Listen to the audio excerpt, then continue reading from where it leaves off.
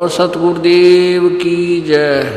बंदी छोड़ कबीर परमेश्वर जी की जय। बंदी छोड़ गरीबदास जी महाराज जी की जय। स्वामी रामदेवानंद जी गुरु महाराज जी की जय। सर्व संतों की जय, सर्व भक्तों की जय, धर्मी पुरुषों की जय, श्री काशी धाम की जय, श्री छुडानी धाम की जय, श्री करौथा धाम की जय, श्री बरवाला धाम की जय।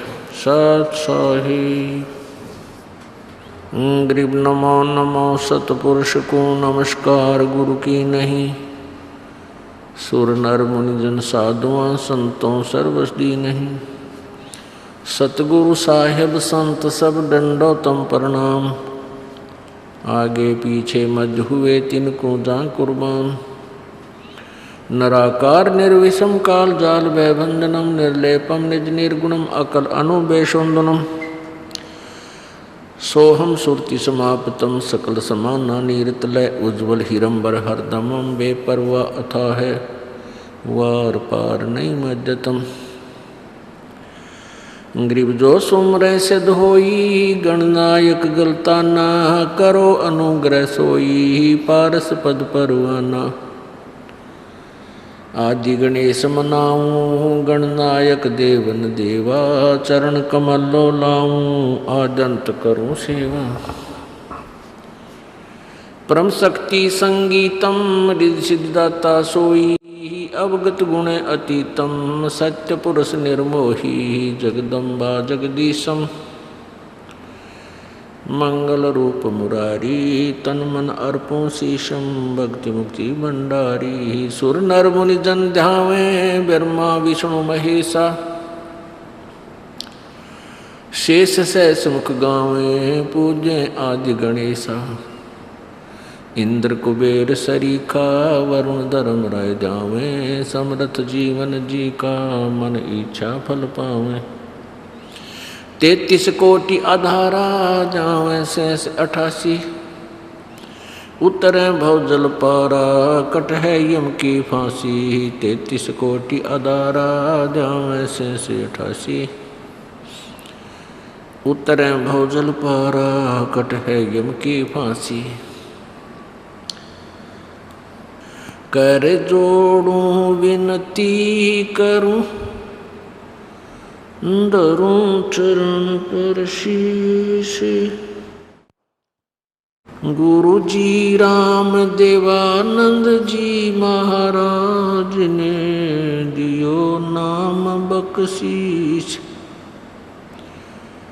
कोटि कोटि सिजदा करूं कोटि कोटि प्रणाम। चरण कमल में राखियो मैं बंदी जाम गुलाम। कुत्ता तेरे दरबार का मोतिया मेरा नाम।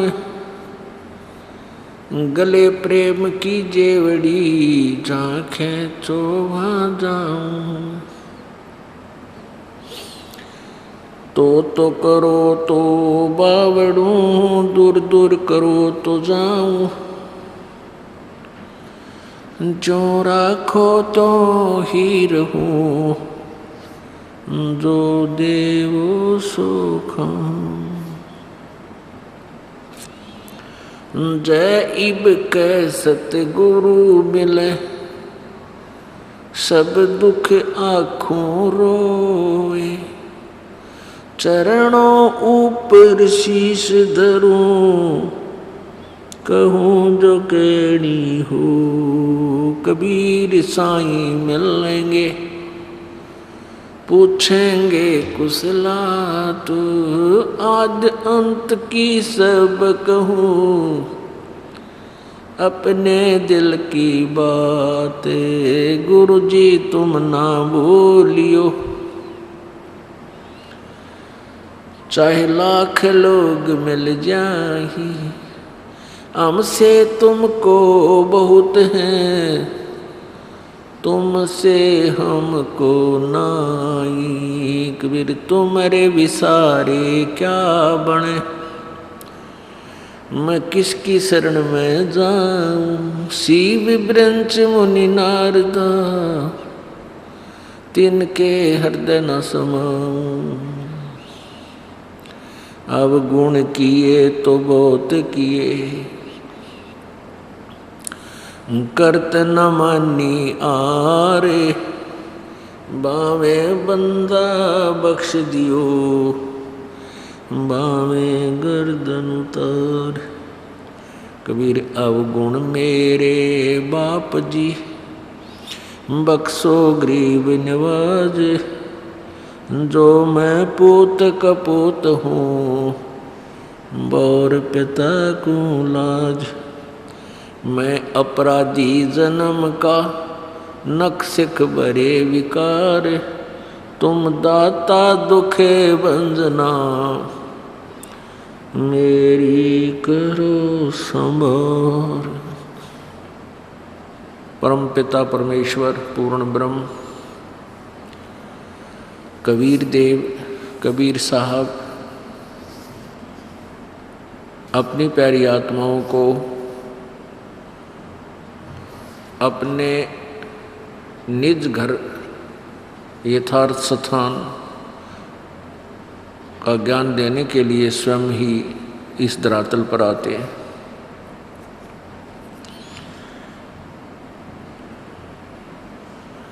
वो परमात्मा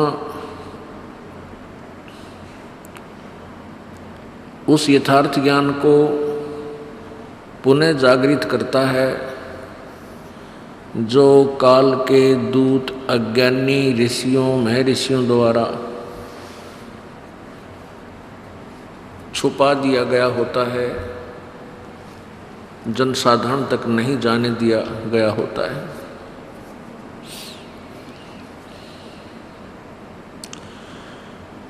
परमात्मा स्वयं ही आकर के हमें ये ज्ञान कराते हैं कि तुम्हें जो मानव शरीर मिला है, इसका उद्देश्य बहुत ही अलग है जितना तुमने सोच रखा है। हमने क्या सोच रखा होता है, जैसे कि बालक होता है तो बचपन में फिर वो शिक्षा ग्रहण करता है, फिर शिक्षा ग्रहण करता हुआ युवा होता है, माता पिता उसकी शादी विवाह कर देते हैं। शादी विवाह के उपरांत संतान की इच्छा होती है, फिर संतान हो जाती है। संतान की परवरिश जैसे हमारे माता पिता ने हमारी की होती है, ऐसे ही हम अपने बच्चों की परवरिश करना ही अपना कर्तव्य मान लेते हैं। और यहाँ तक विचार होते हैं, जैसे पहले जब तक ये तत्व ज्ञान हमें नहीं हुआ था तो क्या देखा करते थे कि बुजुर्ग लोग जो बड़ी आयु के होते थे, 60-70 वर्ष जिनकी आयु हो जाती है, वो बैठकर आपस में चर्चा करते थे कि अभी हमारे 2 लड़के हैं, 2 लड़की, उनके संतान है, सभी को भगवान ने बेटा बेटी दे रखे और सबकी हमने विवाह शादी कर दी, हमारा जीवन सफल हो गया, परमात्मा बेशक ठा ले, अर्थात हमारी भले ही मृत्यु हो जाए, हमारा काम पूरा हो गया मनुष्य जीवन का। अपुण्यात्माओं, इस तत्व ज्ञान से परमात्मा ने हमें बताया कि जो कार्य तुमने मनुष्य जीवन से करना था वो तो प्रारंभ भी नहीं किया। ये जो कुछ भी आपको प्राप्त हुआ, संतान हुई मिली या संपत्ति प्राप्त हुई, ये पूर्व निर्धारित था, तेरे प्रारब्ध में लिखा हुआ था, तेरे कर्म में था, वही तुझे प्राप्त हुआ। और जो कार्य तूने करना था वो तो स्टार्ट भी नहीं किया, और कहता है कि मेरा जीवन तो सफल हो गया। नहीं, तैने तो मनुष्य जीवन को बर्बाद कर दिया, नष्ट कर दिया। जैसे उदाहरण के लिए बच्चों का जो विवाह हो जाता है तो घर के प्रत्येक व्यक्ति की ये इच्छा होती है, इस तत्व ज्ञान के अभाव से ये सब की यही इच्छा होती है कि भाई हमारे जो है प्रथम पुत्र प्राप्त हो, लेकिन पुत्री हो जाती है। फिर दूसरी आस होती है पुत्र वधू को, तो सबकी यही इच्छा होती है कि भगवान इनका तो पुत्र दे, और वह भी बेटी हो जाती है। तीसरी बार फिर सोचता है कि भगवान इनका जरूर सुनेगा, और वह भी बेटी होगी, चौथी भी बेटी होगी, पांचवीं भी लड़की होगी, और आगे बात बंद होगी। तो पुण्यात्माओं, ना तो हमारा चाहा हुआ ना हमारा किया हुआ, वही हुआ जो प्रारब्ध में, जो किस्मत में, जो भाग्य में परमात्मा ने लिखा था। इस मनुष्य जीवन से हमने क्या करना चाहिए था, उसका ज्ञान नहीं हुआ। आत्मा की कहीं तड़प हुई, परमात्मा की भक्ति के लिए इसमें प्रेरणा हुई, तो शास्त्र विरुद्ध साधना में हम लग गए। तो वो शास्त्र विधि को त्याग कर जो मनमानी पूजाएं हम करते थे वो यूजलेस थी, व्यर्थ थी। गीता जी अध्याय नंबर 16 के श्लोक नंबर 23 में प्रमाण है कि शास्त्र विधि को त्याग कर जो मनमाना आचरण करते हैं, अपनी मर्जी से पूजाएं करते हैं, कोई कुछ करता है, कोई कुछ करता है, कोई मंदिर में, कोई मस्जिद में, कोई गुरुद्वारे में, कोई चर्च में, या कोई अन्य साधनाएं, किसी अन्य मंत्र का जाप करते हैं, उनको न तो कोई सुख प्राप्त हो, ना उनकी गति हो, ना उनकी कोई सिद्धि, उनको सिद्धि प्राप्त हो, अर्थात यूजलेस, व्यर्थ। तो परमात्मा हमें क्या बताया करते थे, भाई मानुष जन्म पाए कह नहीं रटे हरि नाम, जैसे कुआ जल बिना बनवाया क्या काम। मनुष्य जीवन प्राप्त प्राणी यदि परमात्मा की भक्ति नहीं करता है, वो ऐसा शरीर है उसका, ऐसा जीवन है जैसे कोई कुआं है और कुएं में जल है नहीं। उसका जो स्ट्रक्चर बहुत सुंदर बना हुआ है, पक्का बना रखा है, ऊपर सारे साजबाज लाग रखे हैं, बाल्टी भी टांग रखी है, लेकिन वो जल है नहीं। उसका नाम भले ही कुआं है पर गुण कुएं के नहीं उसमें। ऐसे ही जो मनुष्य शरीर प्राप्त करके प्राणी परमात्मा की भक्ति नहीं करते, उनका मनुष्य नाम अवश्य है लेकिन खाली खोखा, यूजलेस है उसका जीवन। परमात्मा हमें क्या बताते हैं, मानुष जन्म दुर्लभ है, ये मिलन बारंबार, जैसे तरवर से पत्ता टूट गिरे वो बोहर न लगता डारे।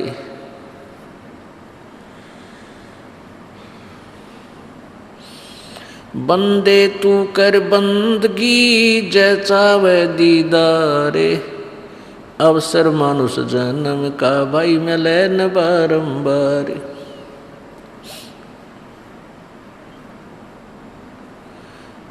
राम रटत कन्या भली साकट भलो न पूत, जैसे छेरी के गल में गल थना जिसमें दूध न मूत। राम रटत कोढ़ी भलो हो, चू चू पड़े जो चामे, वो सुंदर शरीर किस काम का जामुख नाही नाम। कबीर राम रटत दारिद्र भलो हो, टूटी घर की छान, वो सुंदर महल किस काम के जहाँ भक्ति नहीं भगवान। परमात्मा पूर्ण ब्रह्म सारी सृष्टि के रचनहार कुल मालिक हमें यही बताना चाहते हैं कि तुम जो क्रियाएं कर रहे हो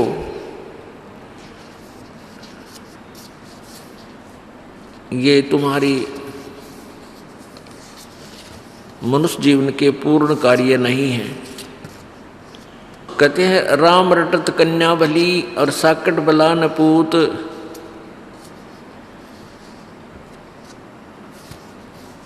परमात्मा कहते हैं कि हमें परमेश्वर पूर्ण परमात्मा की सच्ची भक्ति यानी अपनी महिमा वो आप पर सुनाने के लिए आते हैं। कहते हैं यदि भक्ति सच्ची साधना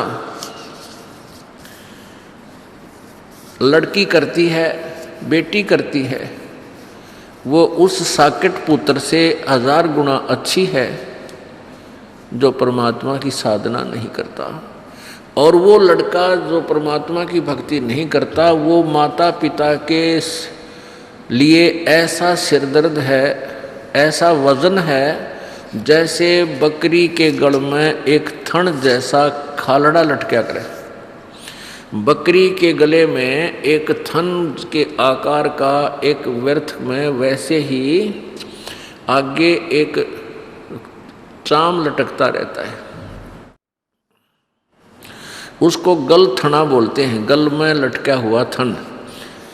ना उसमें दूध होता, वो किसी काम का नहीं। व्यर्थ में उसके गले में वजन और भार बना हुआ होता है। तो परमात्मा उदाहरण देते हैं कि राम रटत कन्या भली और साकट बला न पूत। जैसे छेरी के गल में गल थना जिसमें दूध न मूत। और कितना काम को ना, किससे काम का को ना, व्यर्थ में बोझ बन रहा है, गले में उलझ रहा है। तो ऐसा वो पुत्र है जो भक्ति नहीं करता। पुण्यात्माओं, भक्तिहीन प्राणी पे उसके संस्कार के जो पाप कर्म होंगे उनके दुख आवेंगे। और पाप कर्म युक्त प्राणी सत्संग के चर्चा सुनाने से भी नहीं सुनता। जिसके पाप अधिक होते हैं वो परमात्मा के वचनों को सुनना पसंद भी नहीं करता। माता पिता ने उपदेश ले रखा है और वो समझाते हैं कि बेटा जा नाम ले, तू भक्ति कर, हमारे साथ चल सत्संग में, और वो नहीं आता है तो इससे सिद्ध है कि उसके ऊपर उसके पाप कर्मों का जबरदस्त प्रभाव है, इसलिए उसकी रुचि नहीं बन रही। और बच्चे पर आपत्ति आवेंगी क्योंकि उसके भाग में पाप कर्म लिखे हुए हैं। यदि वो भक्ति नहीं करेगा तो वो पाप उसको भोगने पड़ेंगे। यदि सत्साधना करेगा तो परमात्मा उसके पापों को हल्का कर देगा, नष्ट कर देगा। तो फिर माता पिता को दुख नहीं होगा। अब उस भक्तिहीन बच्चे पर उसके कर्म की मार आवेगी और भक्ति पर लगे हुए माता पिता भी उसके दुख में स्वाभाविक चिंतित होंगे, उनकी भक्ति में भी बाधा करेगा।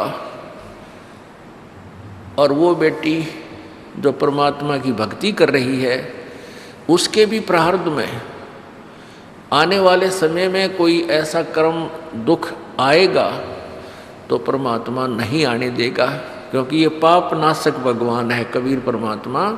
कबीर अंगारी असी, कबीर बम्भारी असी। कबीर अंगारी माने पापों का नाश करने वाला, पापों का शत्रु, पाप विनाशक।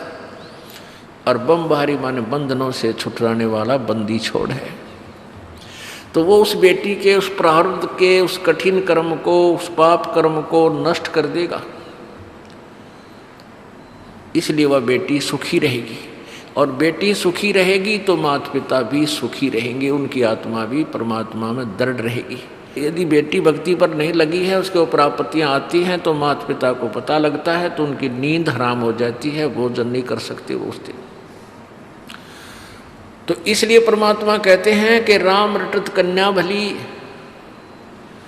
और साकट बलो न पूत। जैसे छेरी के गल में गल थना जिसमें दूध न मूत।